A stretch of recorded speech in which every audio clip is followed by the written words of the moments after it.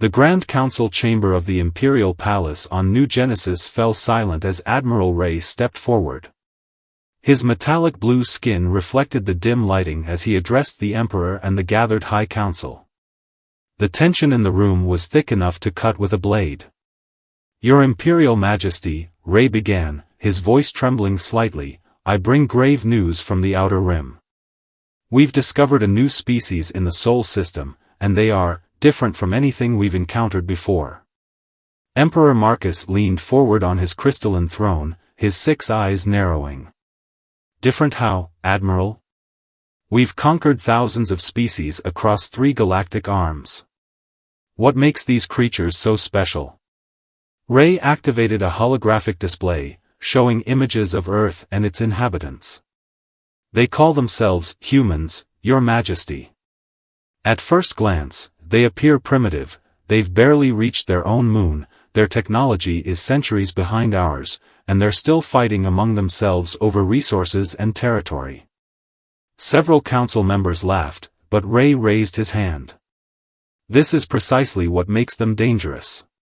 You see, while most species developed space travel before mastering warfare, humans have done the opposite.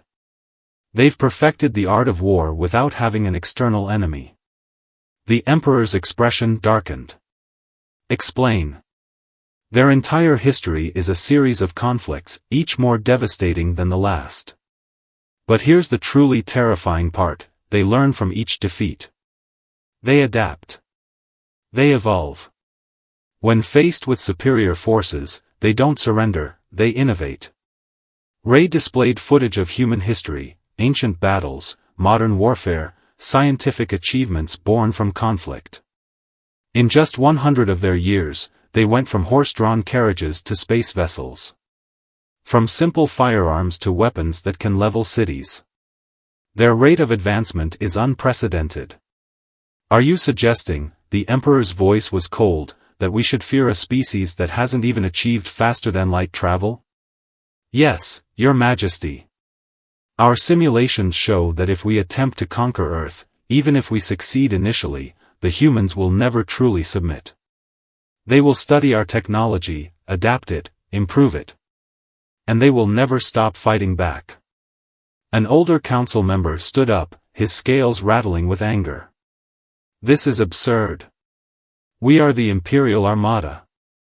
We have technology they can't even comprehend." Ray's response was quiet but firm.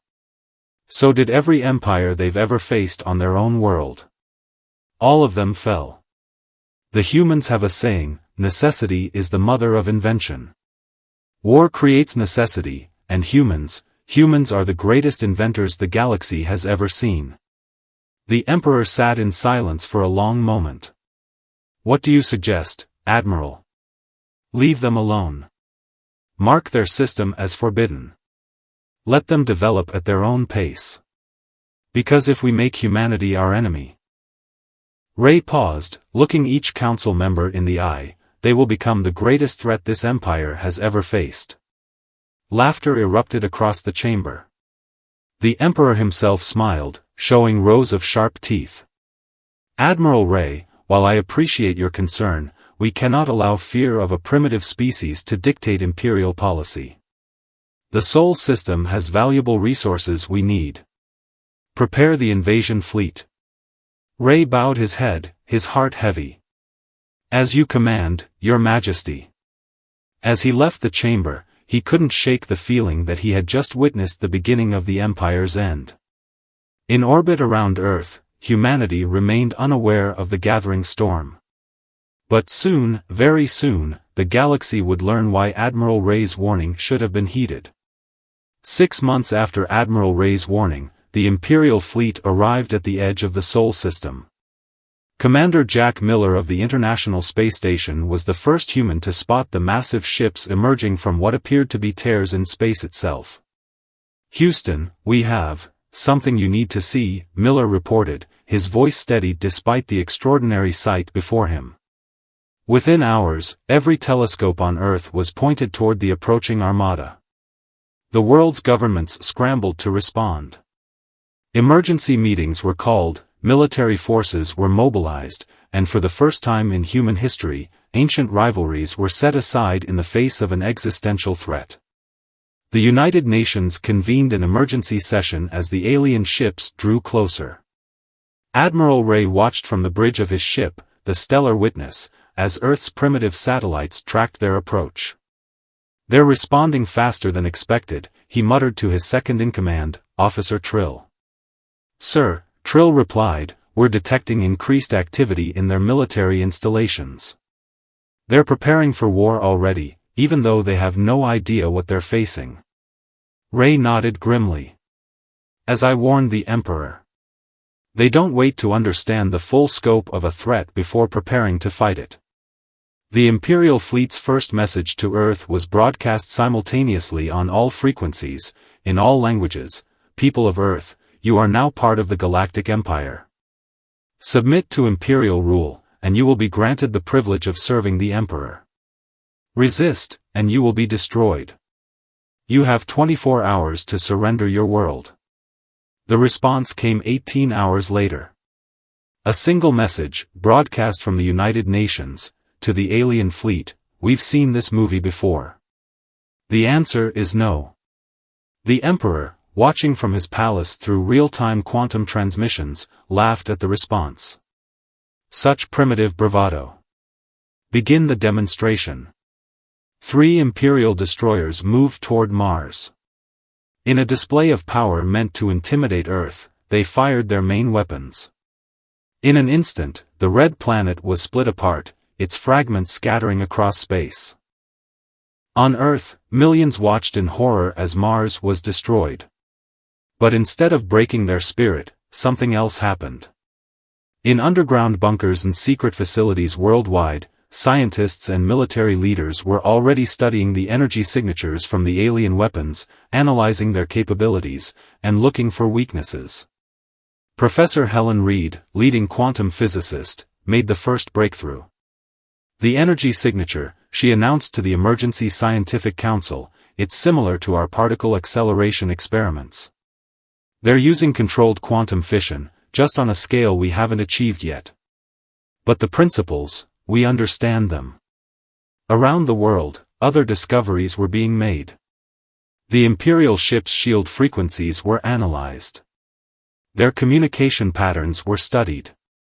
Every piece of observable data was scrutinized, shared, and used to formulate a response. Admiral Ray observed all this with growing concern. "They're not cowering," he reported to the Emperor.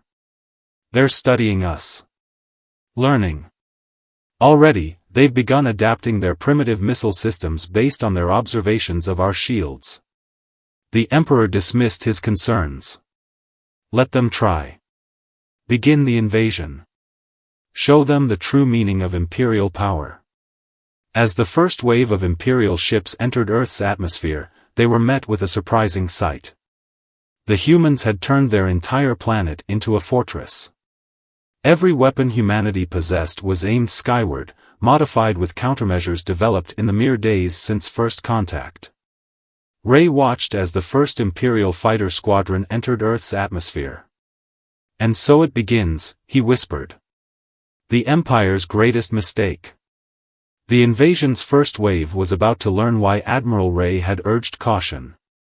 Because while the Empire had superior technology, humanity had something far more dangerous: the accumulated knowledge of countless wars, an unmatched ability to adapt, and most importantly, nothing left to lose.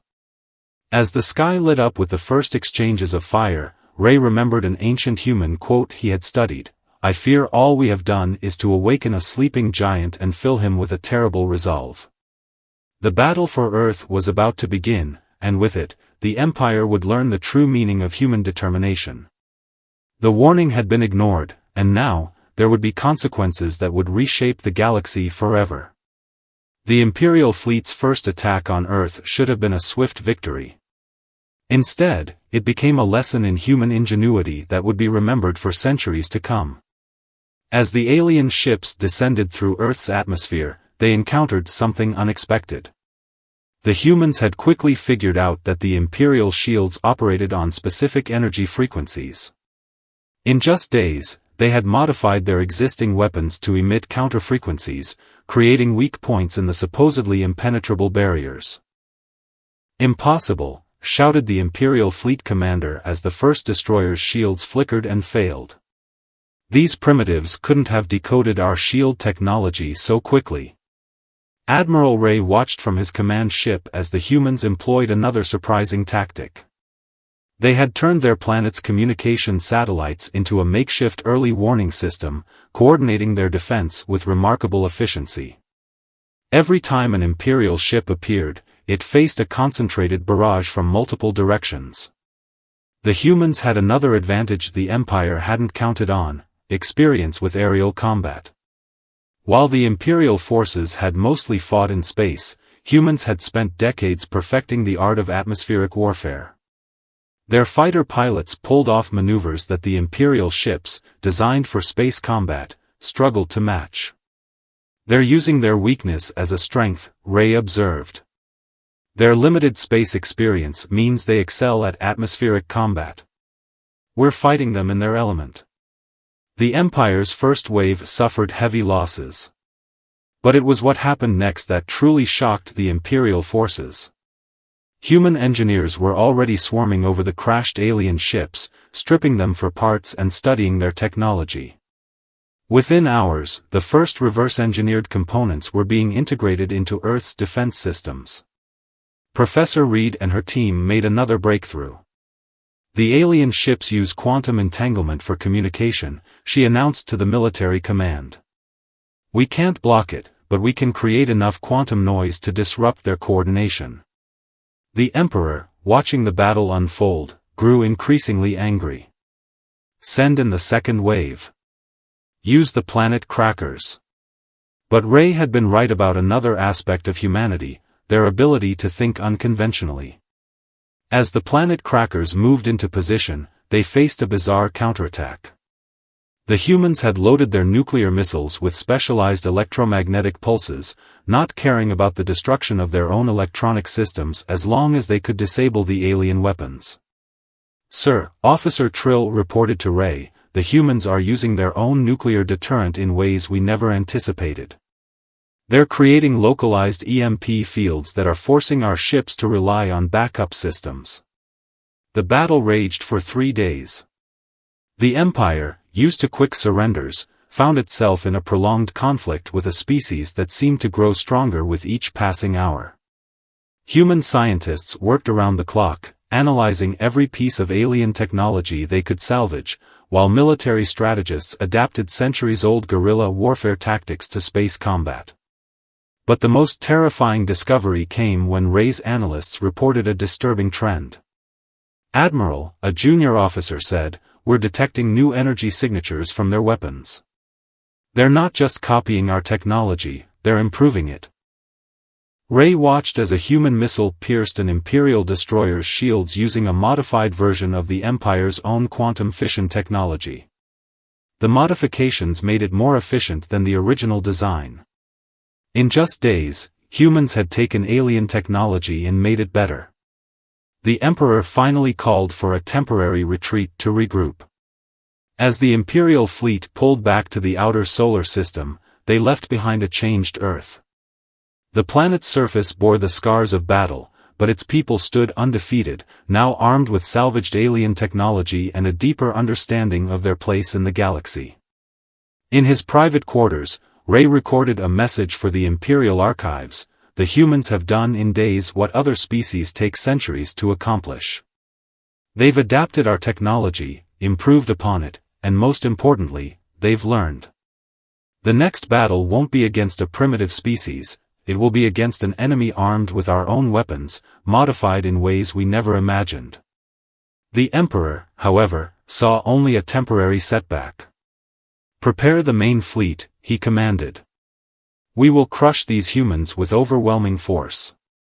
But as the Empire gathered its strength for a larger invasion, Earth was changing. The humans had no intention of waiting for the next attack. They were preparing something that would shock the galaxy, a counter-offensive that would bring the fight to the Empire itself. The first battle was over, but the true war was just beginning. And humanity was proving to be exactly what Admiral Ray had warned about, an enemy that grew stronger with each attempt to defeat them. 3 months after the First Battle of Earth, the Imperial fleet gathered for their second invasion. But Earth was no longer the same planet they had attacked before. The humans had been busy, very busy. Professor Reed stood in the newly constructed Global Defense Command Center, surrounded by technology that hadn't existed just months ago. The reverse-engineered faster-than-light drives are ready, she announced to the assembled military leaders. And we've made some improvements. The improvements were more than just minor tweaks. Humanity had taken the Imperial quantum drive technology and combined it with their own theoretical physics research. The result was a new type of engine that could move faster and more efficiently than anything the Empire had. Admiral Ray, still observing Earth from his command ship, noticed the change first. "They're building ships," he reported to the Emperor. "But not copies of our vessels. Something new. Something different." The Emperor dismissed his concerns again. "Let them play with their toys. The main fleet will crush them." But Ray could see what the Emperor couldn't, or wouldn't. The human ships under construction were smaller, faster, more maneuverable. They weren't trying to match the Empire's massive destroyers. They were building something better. The first human counterattack caught the Imperial fleet completely by surprise. Instead of waiting for the invasion, Earth launched its own offensive. A fleet of small, fast ships suddenly appeared among the Imperial Armada, using modified versions of the Empire's own weapons combined with Earth's nuclear technology. "What are they doing?" Officer Trill asked as they watched the battle unfold.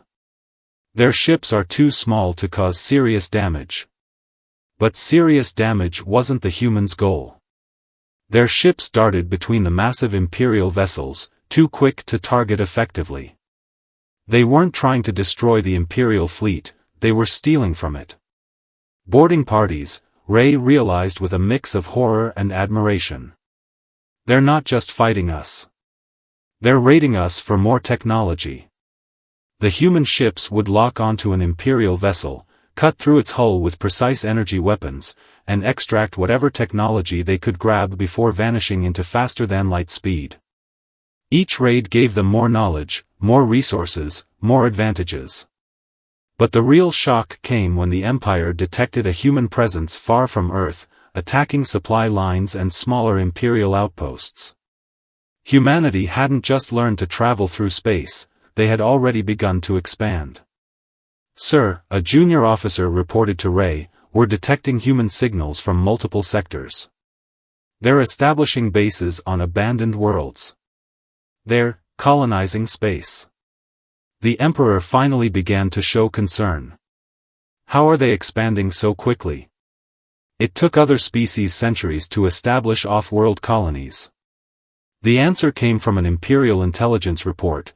Humans had taken their oldest military concept, the forward operating base, and applied it to space exploration. They weren't building permanent colonies at first. They were establishing military outposts, repair stations, and reconnaissance points. Their expansion wasn't civilian, it was strategic. Meanwhile, back on Earth, the Global Defense Command had made another breakthrough.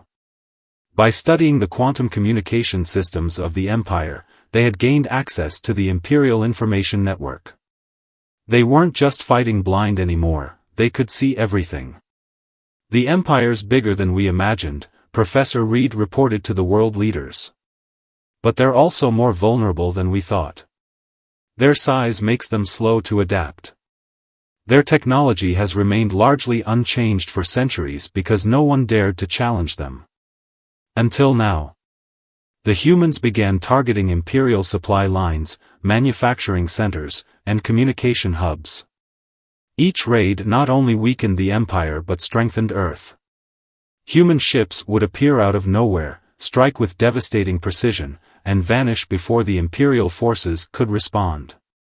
Admiral Ray watched as his worst predictions came true. "They're not just fighting for survival anymore," he told his crew. They're systematically dismantling our advantages. Every technology we use against them becomes their weapon in the next battle. The Emperor finally called an emergency session of the Imperial Council. The holographic displays showed the extent of human expansion and activity. In just 3 months, they had accomplished what other species took decades to achieve. This ends now, the Emperor declared. We will launch an all-out assault. Every ship, every weapon, everything we have. We will destroy their homeworld and end this threat once and for all. But as the Empire prepared its massive attack fleet, the humans revealed their final surprise. They had discovered something in the Imperial database, something the Empire had kept secret for centuries. A weakness that went to the very heart of Imperial power. Professor Reed stood before the Global Defense Council one last time. We know where their capital is, she announced. And more importantly, we know how to reach it without using their monitored hyperspace routes. The stage was set for the final battle. The Empire was gathering its forces for an assault on Earth, unaware that humanity had already set in motion a plan that would change the galaxy forever. The warning had been ignored, and now the Empire would face the full consequences of underestimating humanity's potential. The next battle wouldn't be for Earth, it would be for the Imperial capital itself. The Imperial capital world of New Genesis sparkled like a jewel in space, its defensive rings humming with enough power to destroy entire fleets. The Emperor stood in his palace, watching as his massive armada prepared to depart for Earth. Victory seemed certain, no force could possibly threaten the heart of the Empire. That's when the impossible happened. Human ships appeared from nowhere, using routes through space that the Empire had thought were secret. They emerged from blind spots in the capital's defensive grid, gaps that had existed for centuries but had never been exploited, until now. How did they find these paths? The Emperor roared as alarms blared throughout the capital. These routes were hidden in our most secure databases. Admiral Ray, who had been recalled to defend the capital, knew the answer. They didn't just steal our technology, he said quietly. They stole our knowledge. And they used it better than we ever did. The human attack on New Genesis was unlike anything the Empire had seen in its 1,000-year history. Instead of a direct assault, they executed what they called a precision strike. Small, fast ships targeted key points in the planetary defense system, using the Empire's own security codes against them. Professor Reed, now commanding Earth's flagship Freedom, had devised the strategy. The bigger they are, the harder they fall, she had told the attack fleet. The Empire built their defenses to stop large-scale assaults. They never imagined someone would find all their blind spots and hit them simultaneously. The Empire's mighty defense rings began falling one by one. Human ships, piloted by veterans of Earth's air forces, performed maneuvers that the Imperial systems couldn't track. They weren't fighting like a spacefaring civilization, they were fighting like atmospheric combat pilots, using techniques developed over centuries of aerial warfare. Send all ships to defend the capital, the Emperor commanded. But that was exactly what the humans had planned for. At that moment, the main human fleet appeared near Earth, led by the newly constructed Hope-class battleships. These vessels, built using a combination of Imperial and human technology, engaged the Empire's invasion fleet. The Empire had brought overwhelming force to crush Earth, only to find their forces divided between defending their capital and continuing their invasion.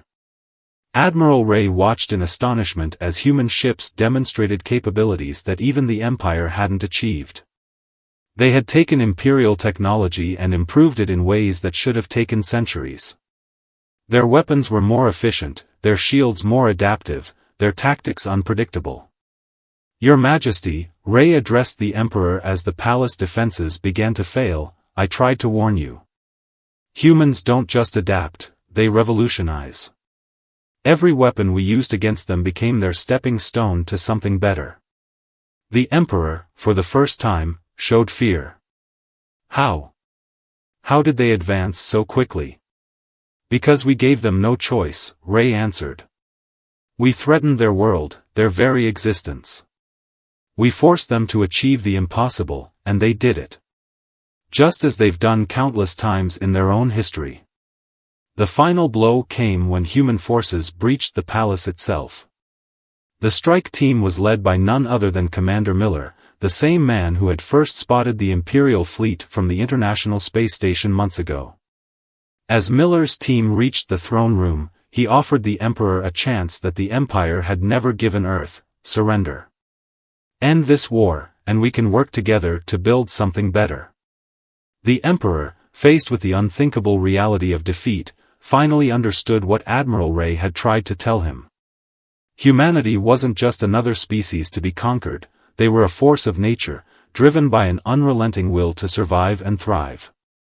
In the end, the mighty Empire surrendered not to overwhelming force, but to human ingenuity and determination. The peace terms were surprising to many. Earth didn't want to destroy the Empire, but to transform it. We're not here to conquer, Professor Reed announced to the Imperial Council. We're here to collaborate. Imagine what we can achieve if we work together instead of fighting each other. Admiral Ray, who had warned of humanity's potential, was asked to serve as the liaison between Earth and the former Empire. In his first address to the new Galactic Council, he said, "The Empire failed not because humans were stronger, but because we refused to understand them. They don't want to rule the galaxy, they want to explore it, improve it, make it better for everyone." 1 year after the first Imperial ships appeared over Earth, humanity had gone from a primitive species confined to one planet to a major galactic power. But unlike the Empire, they used their influence to encourage cooperation and innovation rather than submission and stagnation. As the galaxy entered a new era of exploration and discovery, Admiral Ray made one final entry in his personal log: "The Empire thought they were gods among the stars, but they forgot one crucial truth: the most powerful force in the universe isn't technology or weapons. It's the relentless human spirit, the unwavering drive to overcome any obstacle, no matter how impossible it seems. We didn't just lose to humanity, we were transformed by them. And in the end, that transformation saved us all." The warning had been ignored, but the result wasn't the destruction of either side, it was the birth of something greater than either humans or the Empire had imagined possible. The stars themselves seemed brighter now, filled with endless possibilities for those brave enough to reach for them.